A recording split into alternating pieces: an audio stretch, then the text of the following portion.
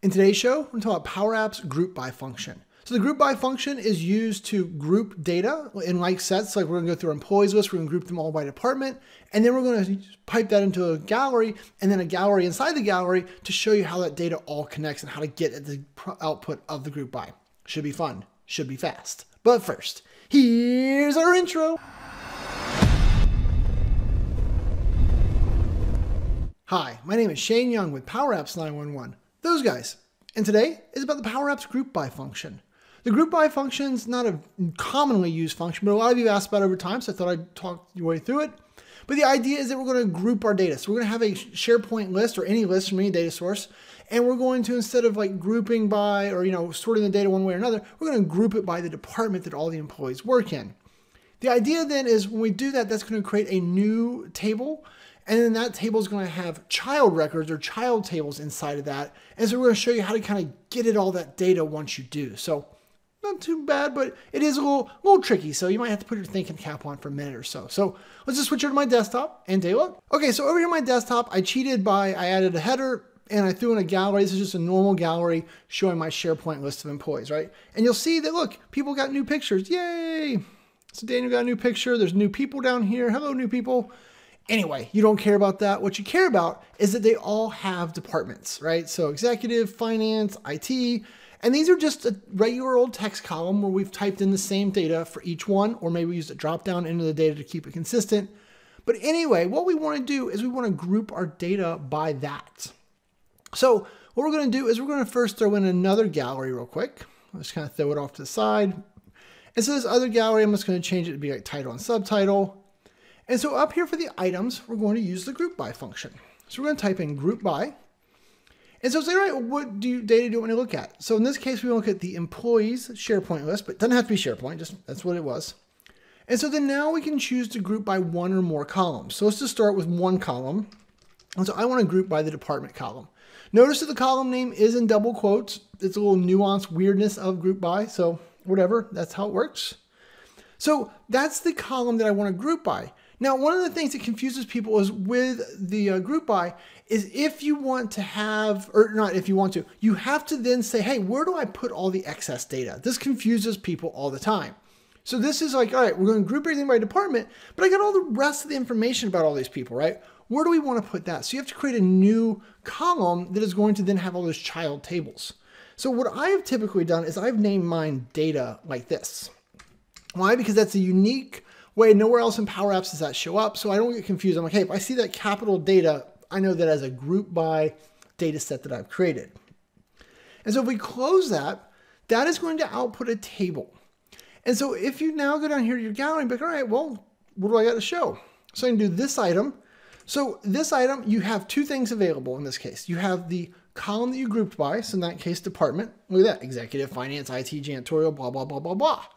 And then you have the data one. So let's go down to the second one. Now the data one though is, oh, got to spell it with all caps, right? That's why I did the weird thing, is actually going to output a table.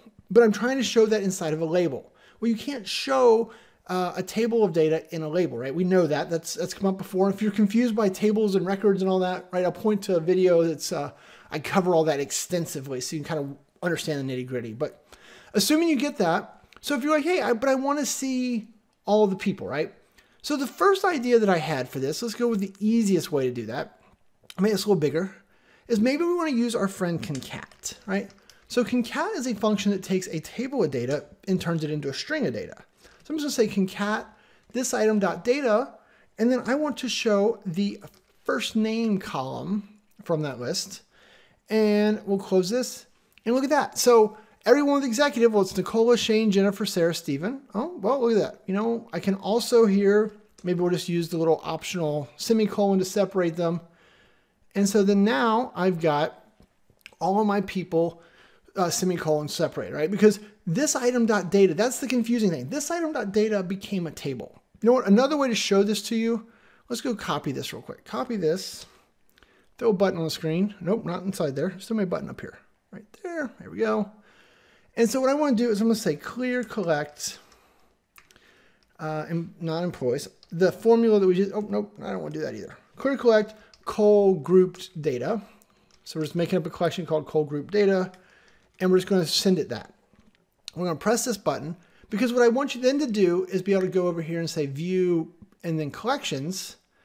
And so here you can see that coal group data is being shown, right? Here's the first 5 rows. There's a department. And then you see here, it's telling you, hey, table or data is represented by a table or a record. But if you click on this, you're going to see that, look, these are the 5 people that were in that, right? So these are the 5 child records, Nicola, me, Jennifer, Sarah, and Stephen. And it's our full records though. Everything is here except for the department field, right? Because we said that we're grouped by the department field, but the data column caught all of the leftovers.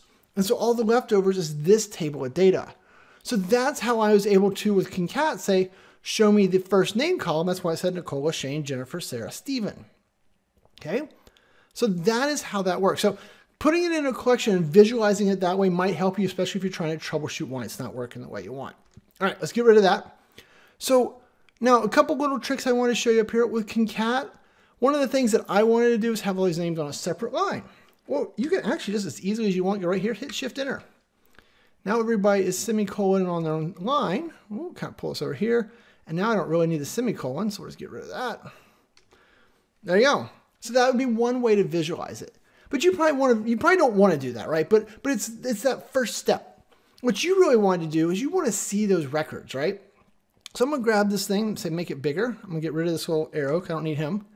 So what I'm going to do now, I'm going to be real brave and I'm going to create a child gallery. So we're going to say insert gallery and a vertical again. And I'm going to kind of take this thing and resize it a little bit so it kind of fits in here. And I'm going to change it to be just a title for the moment. Okay, so now we have a gallery inside the gallery. What do galleries want for their items property? It wants a table. What is data? It's a table. So what if we just said this item dot data?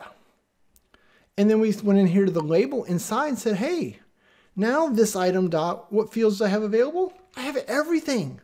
So there's first name. So now we have a gallery with all of the users. And if we kind of, let's do that. Let's see, let's move this up here in the corner. Let's make this smaller. Let's get rid of your arrow also because it's wasting space. So then now if we like preview this, so we can see over here, we've got, all of these data, but I can also, so my scroll bars are hidden inside my scroll bars. Let's kind of pull this one this way. Right, this is where it gets weird, right? Because you got nested inside a nested. But so there's all the executives. I can scroll through them. I can scroll down here. Right, none of the other departments have more than 3 people. Ferguson was too small to fit. But you're able to start to see that you have a gallery. And because it's a gallery now, right, I can come in here and be like, all right, well, maybe what I really wanted was this item first name and all this and this and then this. And then boom, so there's everybody first name, last name, very cool. And then I could say, oh, you know what, I want to add another label inside here. No big deal. Maybe we'll put their employee email. So this item dot employee email. So you have to remember, context matters, right? When I'm inside this gallery, this item represents the row from here. But when I was talking to the gallery, it was inside of this gallery. So this item dot data was how we got in here. Right? It's a little weird. It's a little tricky. But once you start to kind of do it in a very simple way like this, it starts to make a lot of sense. And this starts to give you guys new functionality. One of the things you might immediately say is, well, I want to group these departments in alphabetical order, right? Well, how would you do that? A group by spit out a table. So we just say sort by columns. And then what table do you want? I want to group by the department. And then now the departments are in alphabetical order, right? Accounting, executive, finance. Yep, that looks alphabetical order to me. So we're able to twist that around pretty easily. Also with group bys, you want to get more advanced, you can come in here. So what if you want to group by both department and title? Now I don't think I have anybody that overlaps that way. You know what we do? Department and last name, because that does. So what you could do is you come back up here. Let's get rid of the sort by because that's adding more confusion. And I want more confusion. I want less confusion. All right, back to our simple formula. Cool. So remember here we did data as a catch-all. But before we do the catch-all, we could say, you know what? I want you to group by department. And then just think of this now as I'm typing and. Department and last name. If I remember how, there's last name. So that would do by 2, and then we would do data here for our catch-all. And we're going to have the same exact thing, right? So you can see that here now, if we like, we're executive, so that was kind of how we did that one. But if we'll pull this one out of the way, insert another label in here, right? This item.last name, that column's available, right? Is employee email available? No, because we didn't group by it. So it's hidden and it's buried in data. But last name's here. So those show up. Now you see the error here. Why is this mad? Well, let's go find out. Oh, remember, when you group by and you're in the child, right? You're in the data box that we made. Any field that you group by, so in our case, department and last name, are not available in that data because they were pulled out. They were the groupings. So this item last name is not available right now. That's why the error is here. But that makes complete sense because we know that these are executives with the last name of Young, right? If we scroll down a little further, we should see executives with the last name of Hammond, and then executives with the last name of Ritter. Yep. Oh, and Ferris, there's Steven. So there you go. So everyone is there. So that's how you use group by, right? Just if you go slow, I know the first time you use it, it's really daunting. I was scared. I didn't make a video until 3 years in, right? I was a little nervous about it too. But once you kind of break it down and go step by baby step, it can do and display and connect and group by data all the crazy ways that you're thinking. So if you have any questions, any comments, other functions that you want to see me just explore the one-off function like this, let me know down below in the comments, right? As always, I answer all the comments. I'll be honest, I am about 250-ish comments behind right now. I need to hire somebody to answer the comments for me. No, I'm just kidding. But I'm way behind on them, but I do try to keep up with those. So, if we can do anything for you, reach out to us, training.powerapps911.com, right? Trainings where we do my training classes, and then www.powerapps911.com is where we do consulting. How I learn to do all these things so I can make these videos.